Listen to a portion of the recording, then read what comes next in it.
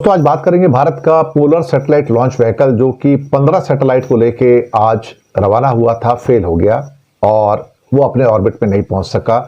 और कुल मिला के 16 सैटेलाइट थे इसके अंदर, अन्वेषा सहित, जो अपने ऑर्बिट में नहीं पहुंच पाए। और ये बहुत बड़ी असफलता है, बहुत बड़ा फेलियर है और करीब करीब 800 करोड़ रुपए का नुकसान इसमें हुआ भी है भारत का भी। लेकिन इसरो के मिशन का फिर से फेल हो जाना, लास्ट ईयर भी पीएसएलवी फेल हुआ था, फिर से फेल हुआ है, ये अपने आप में एक बड़ी घटना है। चाइना ने रिलायंस के जो बैटरी टेक्नोलॉजी के प्रोजेक्ट थे उसको टेक्नोलॉजी और इक्विपमेंट देने से मना कर दिया है और ब्लूमबर्ग की बड़ी रिपोर्ट आती है और अब उनका जो रिलायंस का प्रोजेक्ट है वो ठप हो जाएगा। तो चलिए सबसे पहले बात करेंगे हम पीएसएलवी की जो रॉकेट जो इंडिया का था, जो बड़ा एम्बिशियस लॉन्च था, पीएसएलवी C62 मिशन आज 12 जनवरी 2026 को अपनी थर्ड स्टेज के अंदर जाते जाते फेल हो गया। 4 स्टेज का रॉकेट एक्चुअली काफी हद तक सही काम किया, लेकिन लास्ट स्टेज तक आते आते इसका जो पाथ डेविएशन होता है और वहां पे तीसरी स्टेज के अंदर कोई डिस्टरबेंस आता है और फ्लाइट पाथ डिस्टर्ब हो जाता है और जो 16 सैटेलाइट उसके ऊपर थे वो अपनी कक्षा में यानी कि ऑर्बिट में नहीं पहुंच सके। और C61 मिशन के बाद पीएसएलवी के C62 मिशन का फेल होना अपने आप में भारत के लिए एक बहुत बड़ा झटका है। एक्चुअली पीएसएलवी भारत के लिए हमेशा कामयाबी का परचम उसने लहराया है, लेकिन इस बार ऐसा नहीं हुआ।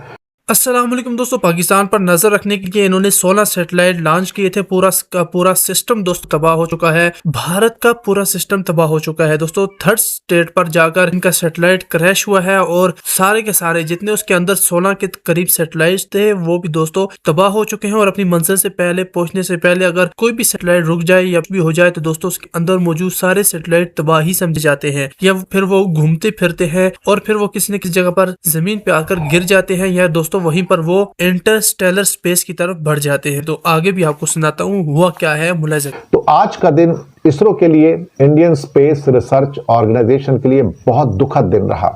2026 की पहली लॉन्चिंग थी, सुबह 10:18 पर लिफ्ट ऑफ किया।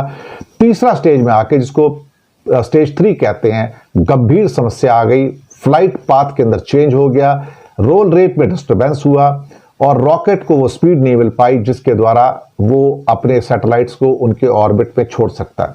और कुल मिला के देखा जाए तो इसमें एक EOS N1 जो सैटेलाइट था और 15 और सैटेलाइट थे, कुल 16, वो वही आकाश में ही नष्ट हो गए, अंतरिक्ष में खो गए या वायुमंडल में जलकर राख हो गए हैं। इसरो के चेयरमैन नारायणन साहब ने कहना कि थर्ड स्टेज तक के अंत तक जो हमारा प्रदर्शन था ठीक था, लेकिन उसके बाद हम फेल हो गए। हम ये देख रहे हैं कि क्यों फेल हुआ, कि रॉकेट के घूमने की स्पीड में अचानक बदलाव क्यों आया, जिसको रोल रेट डिस्टर्बेंस कहते हैं। फ्लाइट पाथ का डेविएशन है कि जिस रास्ते पे जाना था उस रास्ते से ही हट गया, क्योंकि उसको वहां जाने की स्पीड नहीं मिली तो गिरना शुरू हो गया। और अब कमियां क्या है, ये तो सॉलिड मोटर में जो कमी हो सकती है, नोजल कंट्रोल में समस्या हो सकती है, पता नहीं क्या टेक्नोलॉजिकल समस्या, मैं टेक्निकल आदमी नहीं हूं। लेकिन ये दूसरी बार ऐसा हुआ है कि इससे पहले मई 21 के अंदर जो C61 पीएसएलवी प्रोजेक्ट था वो भी थर्ड स्टेज के अंदर चैम्बर प्रेशर में डाउन होने से खत्म हो गया था और उसके अंदर भी बहुत सारे सैटेलाइट जो थे वो सारे के सारे वी हैड लॉस्ट, या तो जल के राख हो गए थे या आकाश में खोकर रह गए। अब इसरो कहती है कि हम एक फेलियर एनालिसिस कमेटी बनाएंगे। तो वो फेलियर एनालिसिस कमेटी तो पिछली बार भी बनाई थी, उसमें क्या हुआ ये नहीं बताया उन लोगों ने। आपको बताना चाहिए ना कि अगर C61 फ्लॉप हुआ था पिछले साल मई महीने में, तो जब आपने फेलियर एनालिसिस कमेटी बनाई थी तो उसका रिजल्ट क्या था, तो उसके उत्तर क्या सुधार किए, आप जनता को नहीं बताते कभी। अब फिर से आप फेलियर एनालिसिस कमेटी बनाएंगे, जो गवर्नमेंट का एक नॉर्मल रूल होता है वो। और इसके अंदर नेपाल का भी एक सैटेलाइट था, स्पेन के सैटेलाइट थे, इंडिया के स्टार्टअप्स के सैटेलाइट थे और 500 से 800 करोड़ की सैटेलाइट और लॉन्च की कुल कीमत थी। लेकिन उससे ज्यादा जो झटका लगा है वो भारत की इज्जत को झटका लगा है कि हमने पहले 94-95% का हमारा सक्सेस रेट होता था और 60 से ज्यादा हमने सफल लॉन्च किए। लेकिन ये जो 2 मेजर फेलियर हुए हैं, C61, C62, जहां पर हमने बहुत सारे सैटेलाइट भी लूज कर दिए, इनके जाने से दरअसल क्या है कि हालात कुछ इस किस्म के हैं कि इसरो के लिए बहुत बड़ा धक्का है। यूनिवर्सिटीज के सैटेलाइट इसमें थे, वो भी चले गए। तो प्राइवेट सेक्टर का भरोसा जो है वो इसरो के ऊपर टूट रहा है कि वो प्राइवेट सेक्टर कहेगा हम सैटेलाइट बनाते हैं, इतनी मुश्किल से सैटेलाइट बनाते हैं, पैसा लगाते हैं और उसके बाद पीएसएलवी को देते हैं भाई तुम छोड़ो, इससे अच्छा तो हम अमेरिका के पास चले जाएं, स्पेस एक्स को बोलेंगे भाई तू मेरे रॉकेट छोड़ दे तो ज्यादा अच्छा हो जाएगा। आगे से यही होगा कि इसके ऊपर नहीं होना था। एक अन्वेषा इसके अंदर सैटेलाइट था जो कि एक किस्म से जासूसी सैटेलाइट था, सच्ची बात कहा जाए तो।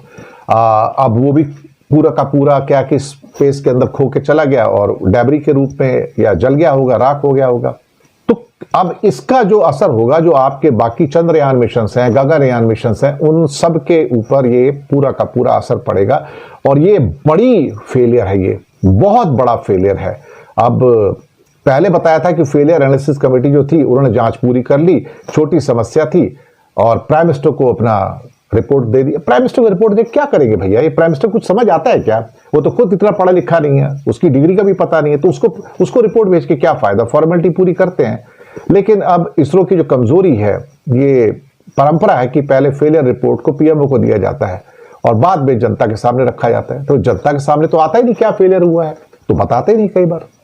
दूसरी खबर पे आते हैं कि रिलायंस का जो प्रोजेक्ट था, ब्लूमबर्ग की बड़ी रिपोर्ट आई है साहब। ब्लूमबर्ग की रिपोर्ट्स आती है तो दुनिया चौंक जाती है और कहीं ना कहीं उसको रिफ्यूट करना बड़ा मुश्किल होता है। मैं आपको बताऊं, ब्लूमबर्ग का कहना है कि रिलायंस इंडस्ट्री भारत में लिथियम बैटरी बनाना चाहती थी बड़ी लेवल पे। अब हमारी प्रॉब्लम क्या है ना, इंडिया में हमारे पास एक्सपर्ट तो है नहीं, ना हमारे पास सेमीकंडक्टर एक्सपर्ट हैं, ना हमारे पास बैटरी एक्सपर्ट हैं, ना हमारे पास रेयर अर्थ के एक्सपर्ट हैं, हमारे पास है ही नहीं। हम क्या है ना कि हम आईआईटी वगैरह करते हैं, टेक्नोलॉजी के जो हमारे लोग निकलते हैं वहां से अच्छे इंजीनियर बन के निकलते हैं, फिर बाद में सब एमबीए करने चले जाते हैं, सारे के सारे, 2-4 को छोड़ के। जो बच जाते हैं वो अमेरिका चले जाते हैं। तो फिर क्या करेंगे? ये सारे के सारे जो इंजीनियर्स निकलते हैं एमटेक करके, बीटेक करके, सब जाके आटा तेल चावल म्यूचुअल फंड बेचते हैं, इंश्योरेंस बेचते हैं और कुछ नहीं करते साहब। तो भारत में वो माहौल नहीं है कि जहां पर आप दिमाग लगा के कोई नई टेक्नोलॉजी का विकास करें। तो हम हमेशा ये कोशिश करते हैं कि बाहर से टेक्नोलॉजी लेंगे। अब भारत बन गया ट्रेडिंग नेशन की, बाहर से बड़ी बनाई टेक्नोलॉजी मिल गई, हमें दिमाग लगाने की जरूरत क्या, हम क्यों माथा फोड़ेंगे? तो रिलायंस ने एक बहुत बड़ी टेक्नोलॉजी की, एक बैटरी टेक्नोलॉजी की कंपनी बनाई और कि हम बैटरी बनाएंगे यहाँ पर। और चाइना की कंपनी थी Xiamen lithium energy storage company limited, और उससे बातचीत हो गई कि तुम अंडर लाइसेंस प्रोडक्शन करेंगे, जैसा आप कहोगे वैसा करेंगे, आपकी टर्म्स एंड कंडीशन में काम करेंगे। और साहब उसके बाद चाइना ने अभी पीछे पॉलिसी बदल दी, कहता कोई भी टेक्नोलॉजी, बैटरी हो, रेयर अर्थ हो, सेमीकंडक्टर हो, बाहर नहीं जा सकती। बस साहब ये कुछ होने जा रहा था तो चाइना की सरकार ने इसके ऊपर ढक्कन लगा दिया कि नहीं भैया हम तुमको नहीं देंगे, तुम्हें जो करना है कर लो। हालांकि रिलायंस का कहना है कि हमारी योजना में फर्क नहीं आया है। अरे फर्क क्या करेगा भैया, तो तुम्हारे पास है ही नहीं, जब वो टेक्नोलॉजी देने को तैयार नहीं है तो आप क्या करोगे उसके बाद? फिर उसके बाद क्या करेंगे, जो क्योंकि अच्छी जो बैटरी टेक्नोलॉजी सब चाइना की है। उसके बाद हालांकि बी ग्रेड सी ग्रेड की technology Japan, Europe, south Korea के पास भी है, फिर वहां जाएंगे, उनके पास जाएंगे।